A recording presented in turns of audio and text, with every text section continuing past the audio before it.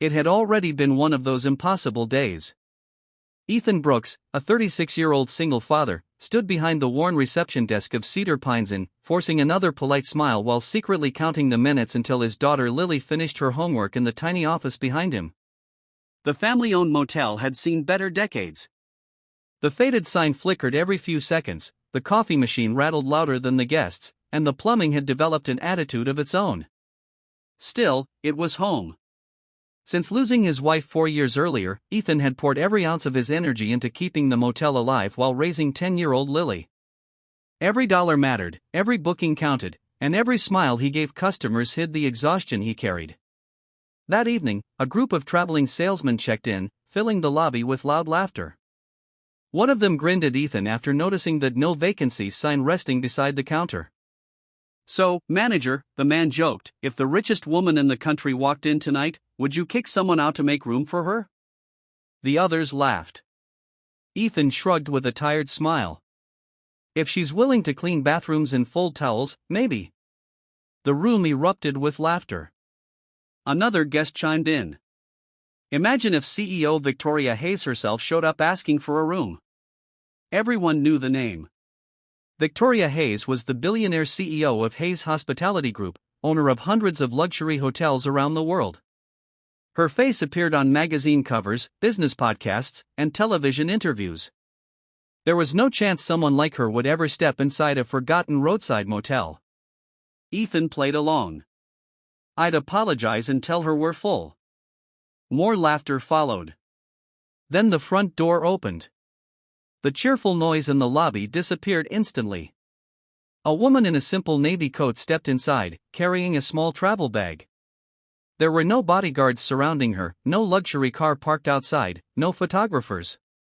She looked around the cozy lobby with curious eyes before smiling warmly. "Good evening," she said. "I heard you might have a room for me." Silence. Every face turned toward Ethan. The salesman's jaw literally dropped. Because standing there was Victoria Hayes. Exactly the woman they had been joking about. Ethan blinked twice, convinced he was imagining things. "I'm sorry?" Victoria smiled even wider. "I believe someone asked if there was room for the CEO." Even the grandfather clock seemed to stop ticking. The salesmen stared at each other, suddenly wishing they had never opened their mouths. Ethan rubbed the back of his neck. "I'm afraid, we're actually full." Instead of looking offended, Victoria laughed. "I know." "You know?" "I heard everything outside." Ethan's face turned bright red. "I'm so sorry."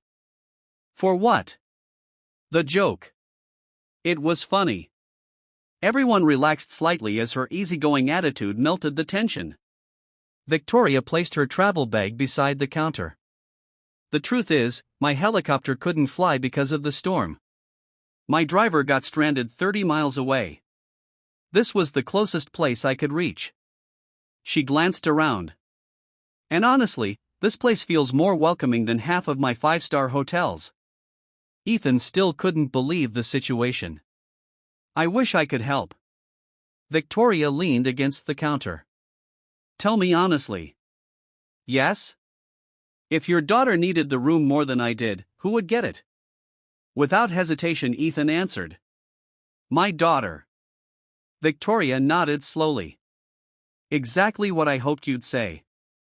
Before Ethan could respond, Lily stepped into the lobby holding her math notebook. "Dad, I solved the fractions." She stopped. "Oh." She recognized Victoria immediately from television. Are you really her?" Victoria crouched to Lily's height. "I think I am." Lily smiled nervously. "My teacher says you're one of the smartest businesswomen ever." Victoria laughed. "Your teacher is very kind." Lily looked at her father. "Did she get a room?" Ethan sighed. "No." Lily frowned. "But it's raining." Victoria watched father and daughter carefully. Without another word, Lily whispered something into Ethan's ear. He shook his head. "No. Dad." No. Please. Victoria couldn't hear the conversation until Lily turned toward her. You can sleep in my room. Ethan immediately objected. Absolutely not. I can sleep on the office couch. Lily. Dad, Mom always said kindness isn't convenient. Those simple words froze Ethan. They were words his late wife had repeated countless times. Victoria's smile softened. I don't want to take your room. But you need somewhere warm. For a long moment, nobody spoke. Finally, Ethan sighed. You always win. Lily grinned. Victoria looked genuinely touched. I've stayed in presidential suites worth $10,000 a night. She looked around the tiny lobby. This may be the nicest offer I've ever received. Later that evening, Ethan made up the office couch for himself while Victoria stayed in Lily's room. Lily insisted on camping in the office beside her dad, treating the whole experience like an adventure. The next morning, Ethan expected Victoria to leave quietly. Instead, she spent nearly an hour talking with guests over breakfast. She helped refill coffee. She thanked the housekeeping staff by name. She even asked the maintenance worker about his family. Nothing about her matched the intimidating image magazines loved to portray. Before leaving, she asked Ethan one final question. What would you change first if money wasn't a problem? Ethan looked around the aging motel. The roof. What second? The plumbing. Third? A playground. Victoria smiled. For guests? For children traveling with parents. And after that? He looked toward Lily. I create scholarships for local kids. Victoria nodded without saying another word. She shook his hand and drove away in a replacement company vehicle. Life returned to normal. Or so Ethan thought. 3 weeks later, several black SUVs pulled into the motel parking lot. Employees peeked through windows. Guests whispered. Victoria Hayes stepped out accompanied by architects, engineers, and executives. She walked straight toward Ethan. Remember when you said you'd start with the roof? He nodded cautiously. I've been thinking. She handed him a folder. Inside was a partnership proposal. Hayes Hospitality would fully renovate Cedar Pines Inn while allowing Ethan to remain majority owner and general manager.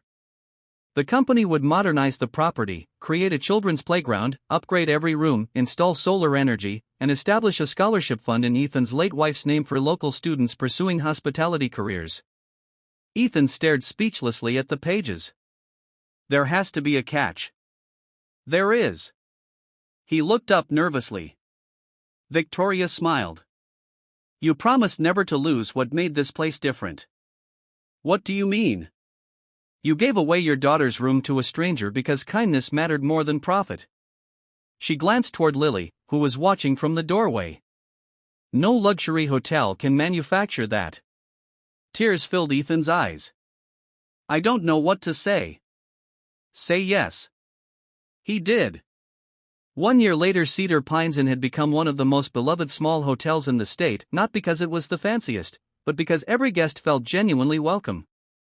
Families returned year after year, children laughed on the playground, and a bronze plaque near the entrance carried a simple message inspired by Ethan's wife.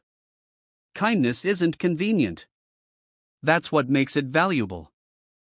Business schools later studied the partnership as an example of leadership built on character rather than numbers. Reporters asked Victoria countless times why she had invested millions into an old roadside motel. Her answer never changed. I wasn't investing in a building. She smiled every time she said it. I was investing in the man who thought honesty mattered more than impressing a CEO, and in the little girl who reminded us all that the greatest rooms are the ones made in the heart.